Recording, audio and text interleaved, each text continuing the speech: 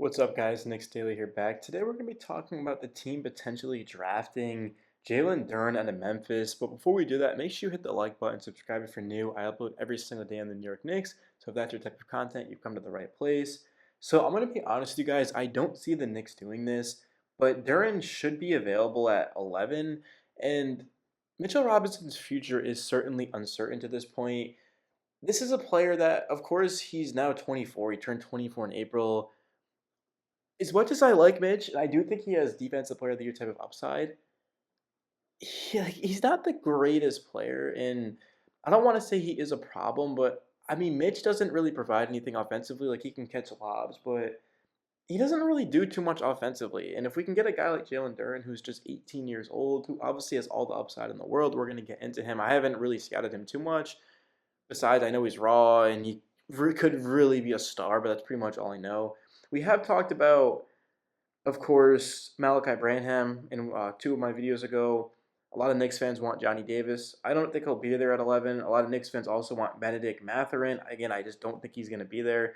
So at least, I don't know. I guess this is like hypothetically speaking, but it's probably going to be between Malachi Branham, AJ Griffin, or Jalen Duren. And to me, I would take Malachi Branham. I know he reminds some people of like Karis LeVert. I just don't see that. I think Branham's going to be a star. I would take him at 11. But again, if we take Duren and we go for the upside, I mean, the Knicks kind of do need that. Like, we really need a superstar back in New York, and Duren certainly possesses that. But also, like, he's not really NBA ready. Is the thing. I mean, he's 18 years old and just extremely raw. But let's take a look at him. Let's scout him. Let's see if this can change my mind. So, okay, here we go, man. So, of course, if you look at the Knicks starters, they've got Alex Burks, Evan Fournier, Mitchell Robinson, Julius Randle, and RJ Barrett. Not very good. Obviously, my starting lineup next season would be Emmanuel Quickley, RJ Barrett, Cam Reddish, Obi Toppin, and Mitchell Robinson. And to that point, four of those players are a part of our future, assuming we pay Cam, bring him back. Obviously, Obi and Quickley and RJ aren't going anywhere. But the Knicks' actual starting lineup, there's only one player that we know his future is in New York, and that's RJ Barrett. So that means that basically we can take any position. There should not be a Knicks fan going into the draft and saying we can't take this guy because he plays this position. Everything's on the table for the Knicks, even a center. So if we feel like Duren is the best player at 11, we could take him. I mean, sure, if we, maybe we take Branham, we say he's a better player right now, but I don't think he has the upside of a guy like a Jalen Duren or a Griffin. Then we take the other player because we really need upside right now, man. We need a player to come in and truly break out and be an all-star next to RJ, and then have Quickly and Toppin and Cam. I mean, that would be a really good team. We don't really want just a serviceable starter. We want a guy that can really take the Knicks to the next level. And again, we're not just reaching for a player for upside, but I think Duren's going to be good. And let's find out a little bit more about him. So, of course, he went to Memphis, and he's 6'11".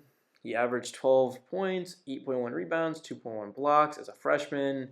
He shows serious flashes of explosiveness along the way. His downsides are similar to Mitchell Robinson, though, as he took 0 3-pointers and shot an uninspiring 62.5% from the line. So I'm sure Knicks fans were probably thinking that before I even got to this point. So he's just basically another Mitchell Robinson. If he's not shooting the three ball and he can't hit free throws, then why would we draft him and get rid of Mitch when we can just keep Mitch and get someone else? That's pretty good point. I kind of just contradicted myself, but again, I don't see this happening. So it's just I'm trying to provide you guys, insight onto why this would be good, because I'm not just gonna make a video and be like, this isn't gonna happen. He's kind of sucks. Like, no, man. Let's talk about why the Knicks should draft him. So he is bouncy. He's strong. He can rim run. He can protect the paint. All that is still valuable in the NBA. But of course, the NBA is leaning towards shooting versatility. We see that with the Warriors. And none of the remaining four players' teams start a center taller than 6'10". And Duren, again, is 6'11". So that doesn't mean that the Knicks can't bring in a center over 6'10" by any means. But, I mean, the NBA basically is just small ball centers that shoot. I mean, you look at a guy like a Joel Embiid and Cat. I mean, well, Cat just shoots as well, but I mean, Joel Embiid's team got eliminated, and Joel Embiid really struggled as well. I mean, the Heat defense is an outlier, but the Heat's defense is incredible. But yeah, so far I'm still kind of 50-50. I haven't been convinced that I don't want him, but I'm certainly not leaning towards him. I mean, Benedict Mathurin would be crazy in New York, but he's just not going to be there at 11. Johnny Davis, I don't think will be there, and Yeah, outside of that, I guess that's it. The article's finished. So basically, what I got from that is Jalen Duren has all the upside in the world, but he doesn't shoot the three ball, and he's a bad free throw shooter. So yeah, I don't think we're gonna take Jalen Duren. Being real with you, but yeah, outside of that, I will say that the Knicks just need a player that can come in right away and make an impact because, like I said, the starting lineup is in question. I mean, Evan Fournier, I think we're going to end up trading him. And then I'm looking at a guy like an Alec Burks. I don't really think he has too much of a role with us. I mean, he can come off the bench. We've got D Rose coming back.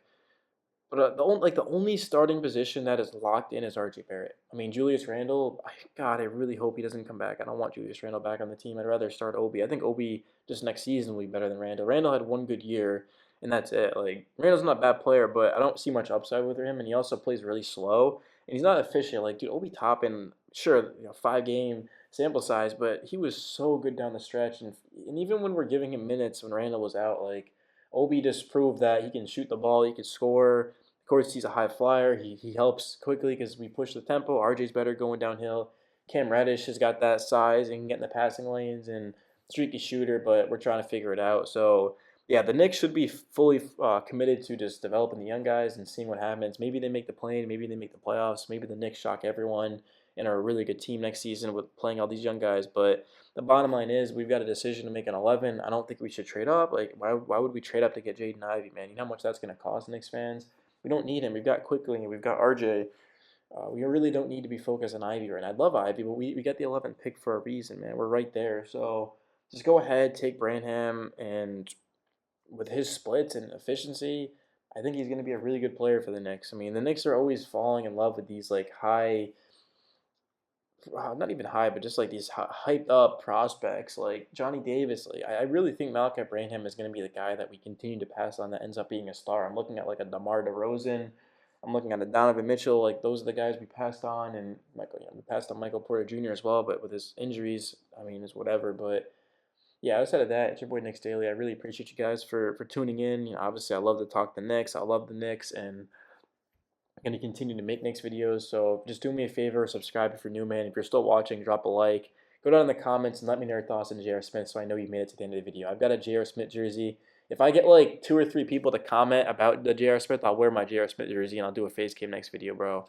That's a promise, man. I love me some J.R. Smith, bro. I just thought of that randomly, but man, were those the days back in like 2013, bro, with Melo, J.R., Steve Novak, man, bro, Amari Stoudemire, if he could have stayed healthy.